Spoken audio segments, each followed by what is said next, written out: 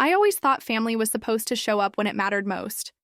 But the night I was rushed to the hospital, alone, scared, barely able to breathe, not a single soul from my family showed up. Not my parents. Not my sister. Not even my grandmother, the one who used to say I was her little light. This story isn't about a single night. It's about everything that led up to that silence in room 304. The betrayal didn't start at the hospital.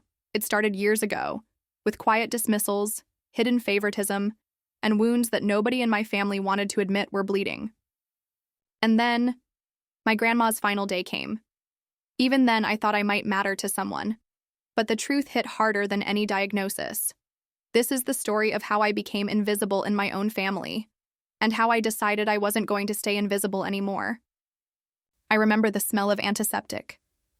I remember the coldness of the hospital bed, the fluorescent lights humming above me, and the sound of my own breathing, fast, uneven, terrified. What I don't remember is anyone from my family being there. I'd collapsed at work. They said it was a panic attack at first, then something about my blood pressure, then something else I didn't understand because everything felt muffled. I gave the nurse my phone and told her to call my mom. I was sure she'd come rushing. Maybe even my dad would come too, even if he always kept a certain distance from my problems. But an hour passed, then two. No one came, no text, no call, nothing. It was surreal. I kept staring at the door like it owed me something. Every time a nurse walked in, I lifted my head, expecting to see my mother's anxious eyes behind her. But it was always a stranger. I started to wonder if maybe they hadn't been told. Maybe the hospital messed up? The nurse confirmed they had called, twice. That's when the ache in my chest became something else. Not medical, emotional, deep. Piercing. Like being forgotten while screaming underwater. Growing up, I wasn't the favorite.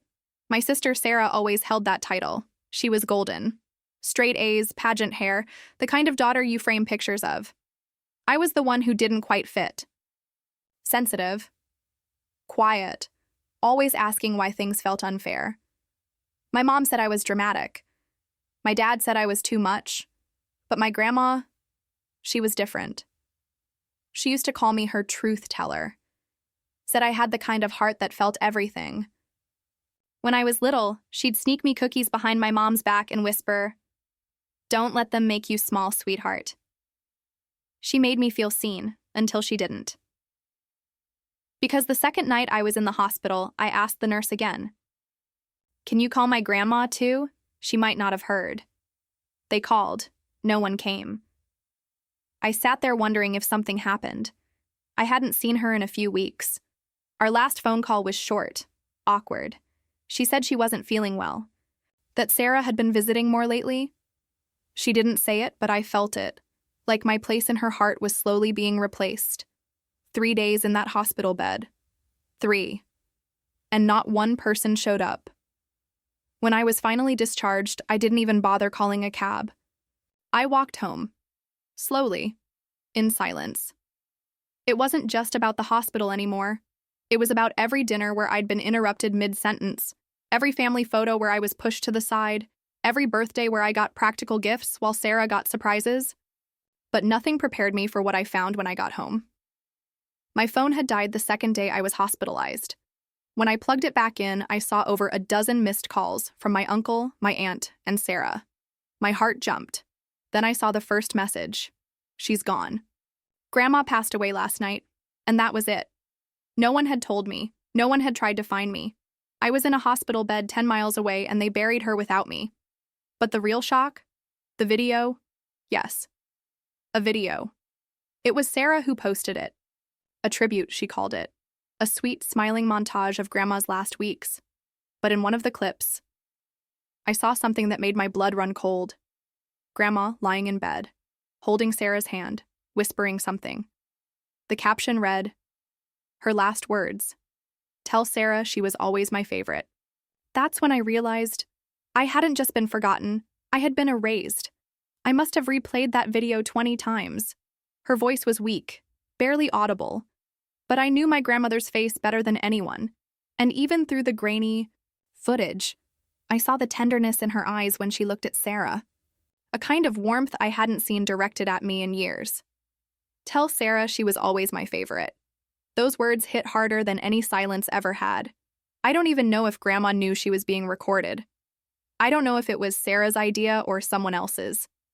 But the fact that they shared it publicly, on social media, no less, as if that was her final shining legacy, it felt cruel. And not just because of what she said, but because they didn't even tell me she was gone. No one called. No one texted. No one asked, "Hey, is she okay?" I had been 10 miles away, hooked up to IVs, wondering if I'd done something wrong, while they were all gathered around her deathbed like I never existed. And here's the part that truly broke something inside me. I found out about the funeral from Facebook. A picture of the floral arrangement, another of Sarah giving a eulogy, my mother in black, tears down her face, clinging to Sarah's arm like she was the only daughter who ever mattered. And in the comments, someone from our church had written, "It was such a beautiful service. She would have been proud of her family. Her family. Was I not part of that anymore?" I tried calling my mom. Straight to voicemail. Same with my dad. Sarah blocked me on everything, Instagram, WhatsApp, even Venmo. That's when it stopped feeling like a mistake and started feeling like a plan. I thought about the last time I saw Grandma. It was her birthday. I'd made her a scrapbook, photos of us baking together, little drawings I'd saved from when I was 7. She smiled politely, but her eyes looked distant, like she was trying to remember how to fake affection. Sarah gave her a new iPad. Everyone clapped. And now looking back, I realized something I'd tried so hard not to believe before. They had been slowly writing me out, like a character that no longer served the plot. But why? Why would my own parents, my own blood, pretend like I didn't exist? I wasn't perfect, no. I had my dark days. There were times I'd withdrawn, gotten quiet, said things out of pain. But I was still there. I always showed up, for birthdays, for holidays, even when I knew I'd be treated like a guest in my own house. Was that it? Was I just inconvenient? I went through every message on my phone. I even checked the spam folder in my email. Nothing. Not one word from anyone in my family. But there was a group chat, one I'd been removed from. It was called Family Core. I had screenshots from last year, and now I was out. They'd literally removed me from the group where they planned birthdays and vacations. That had to mean something, right? I wanted answers. Not just about Grandma, about everything. So I drove back to the house, the one I grew up in, the one that used to smell like cinnamon and safety. When I pulled into the driveway, I saw Sarah's car. Laughter echoed from inside. They were having dinner, the day after Grandma's funeral.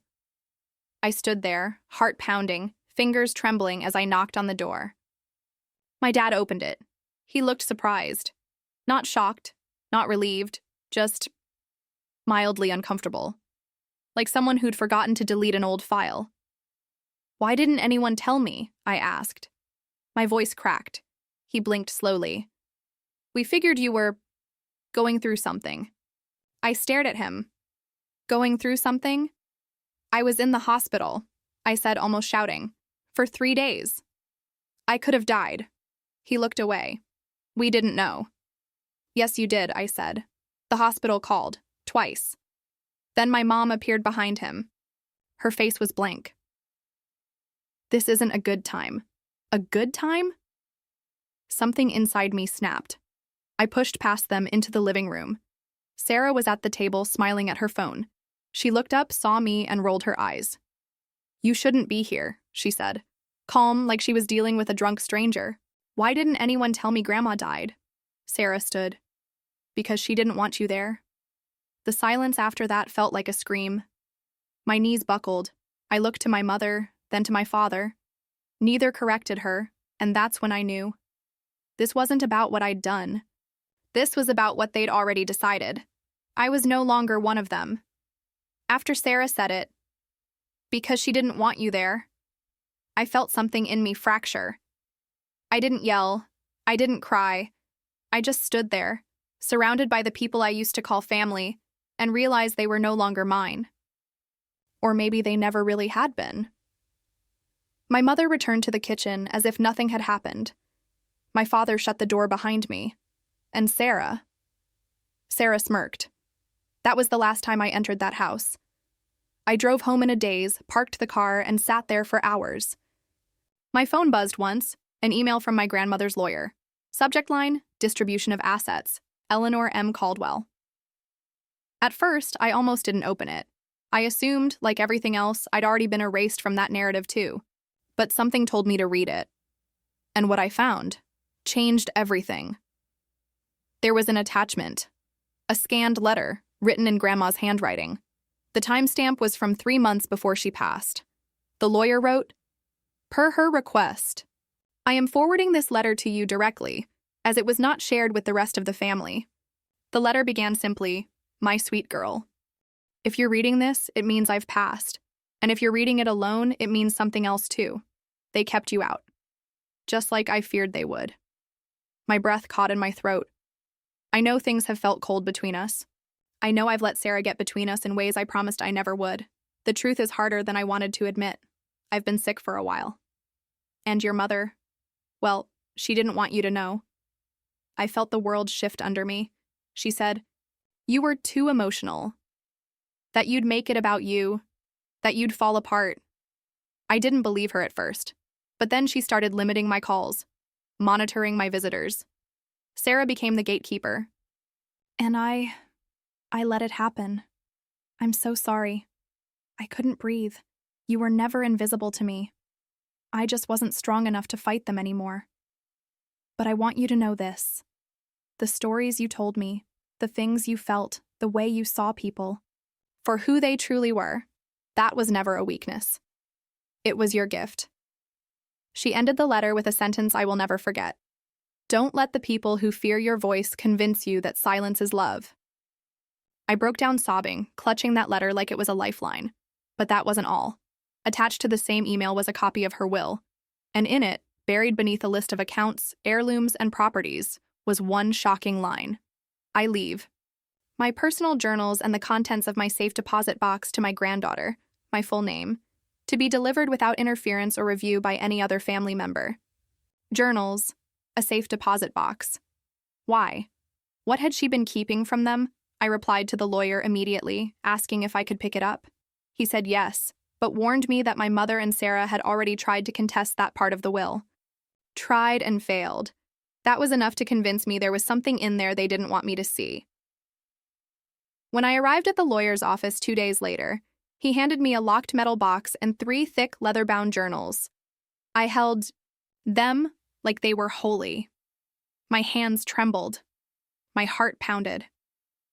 Back home, I sat on the floor of my apartment, turned on a lamp, and opened the first journal. On the inside cover, in her handwriting, was written, "They will rewrite the story when I'm gone, so I'm writing it first." What followed was a maze of entries. Some were mundane. Recipes, letters to her sister, old memories. But others revealed secrets I never imagined. Whispers of money being hidden. Quiet deals made behind closed doors. Mentions of Sarah and my mother manipulating Grandma's medications. Notes about their behavior during doctor visits. How they insisted she seemed confused when she wasn't. My grandmother's increasing paranoia that she was being isolated on purpose, and one entry in particular chilled me. I overheard them talking in the hallway. Sarah said, "Once she's gone, we'll make sure my name doesn't get a cent. She doesn't deserve it." My daughter laughed. I felt like a ghost in my own home. They had planned this. They'd slowly separated us, controlled the narrative, blocked my access, and now they were trying to bury the truth. But they'd failed at one thing. Grandma had left me the truth, and I was going to use it. I didn't sleep for 2 nights after reading those journals. My hands were shaking too much, my mind racing in loops I couldn't escape. Every page was another confirmation that what I had felt for years, what I had been gaslighted into thinking was just in my head, had been real all along. They hadn't just forgotten me. They had removed me. Intentionally, systematically, quietly, and for what? Control? Money? Power over someone too sick to fight back? I reread one particular passage over and over.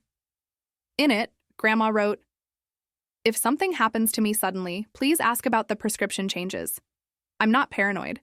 I saw Sarah take the bottles. I confronted her, and she told me not to make things harder than they need to be. My own daughter backed her up. I couldn't breathe.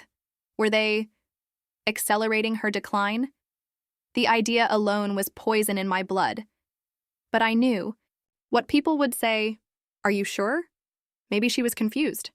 'You're reading too much into it.' No, I wasn't. Because in the deposit box, under the stack of journals, there was one last item, a voice recorder. I pressed play and heard my grandmother's voice. Weak, but steady. If you're hearing this, it means I didn't get to say goodbye properly. And maybe you're wondering why you weren't allowed to. I want you to know. It wasn't your fault. They didn't want you near me. And I was too tired to fight anymore. But I remember everything. The tape was 20 minutes long. In yen. She spoke about how she was kept from her friends, how Sarah had canceled visits, filtered phone calls, how my mother began speaking for her in appointments, claiming she was too tired to explain things herself, and the worst part, how she'd begged to see me. I asked them more than once to call you. They always said you were busy, that you were doing your usual spiral. But I never believed that. I just didn't have the strength to argue anymore. I hope you know that none of this was your fault." I sat in silence, numb. Then I did something I never imagined I'd have the courage to do. I uploaded it.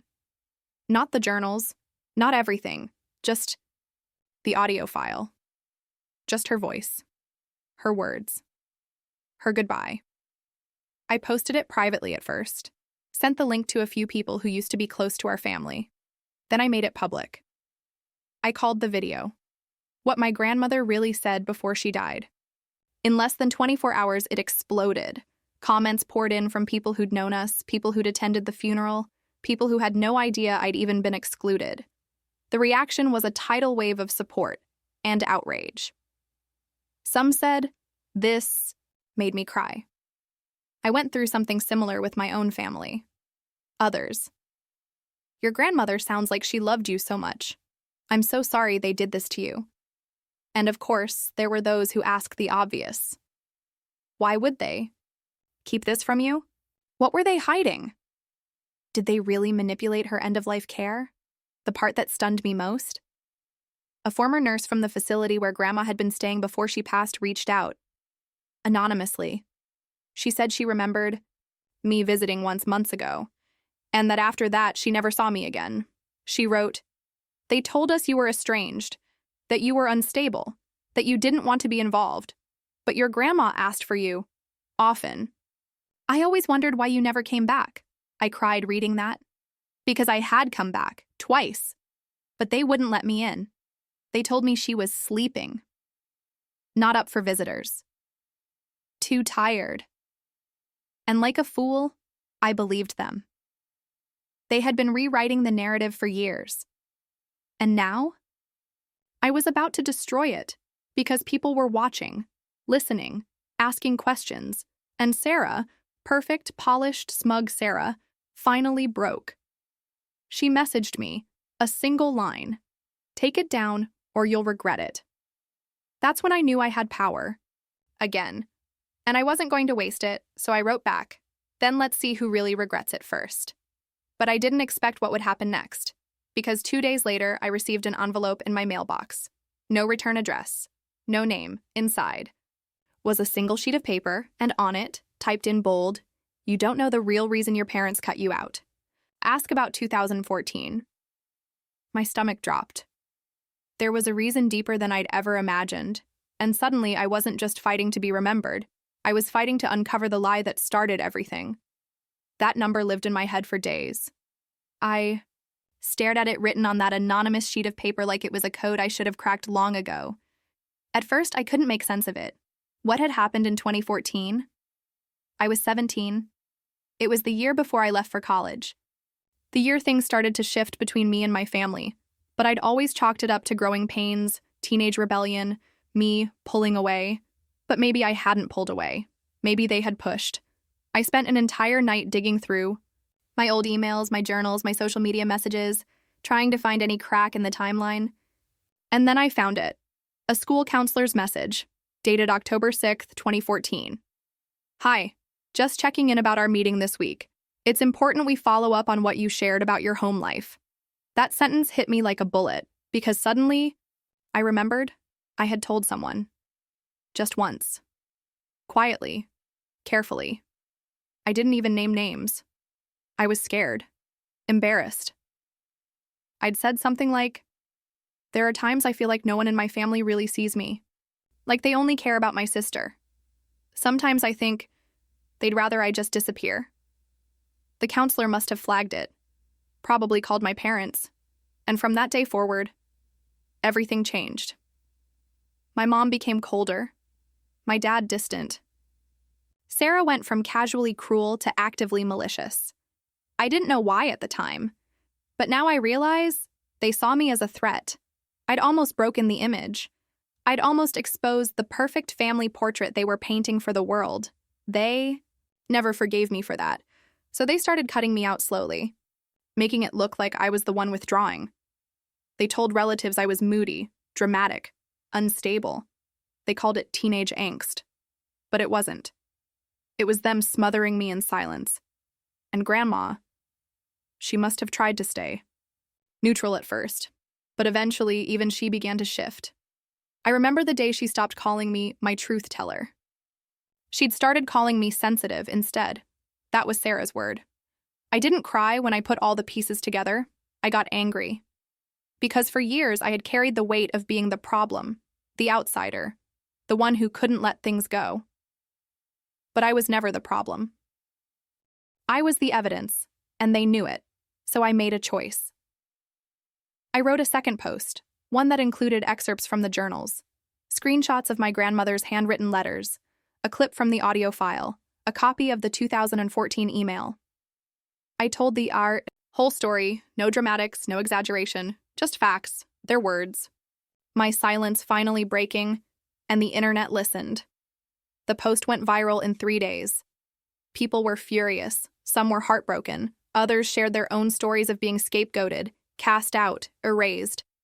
The comments became a flood of confessions. I thought I was the only one whose family pretended they didn't exist. This made me call my grandma just to say I love her. Thank you. I swear, this story made me cry like a baby. Please never stop telling the truth. Even people who had once sided with my family reached out. Old neighbors, church members, one of Grandma's closest friends. They apologized, said they'd had no idea what was really going on. And Sarah? She tried to clap back, made a statement calling me manipulative and attention-seeking, but it didn't work, because the truth had already taken root, and then something happened that I never expected. The lawyer called again. There had been an appeal filed against the will by Sarah and my mother, but the court had ruled against them. The journals and the deposit box were mine, legally, fully, and with that, I made one final move. I published the full collection, anonymized where necessary but intact. I called it Her Last Truth. Not for revenge, not to shame, but to remind people what happens when silence becomes survival. As for me, don't talk to them anymore.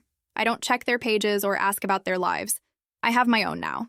One built on honesty, not appearances. Sometimes I still think about Grandma. The version of her I loved, the version they wouldn't let me say goodbye to. But when I do, I don't picture her on her last day. I picture her sitting with me at the kitchen table, sliding a cookie across the wood and whispering, "Don't let them make you small, sweetheart, and I never will."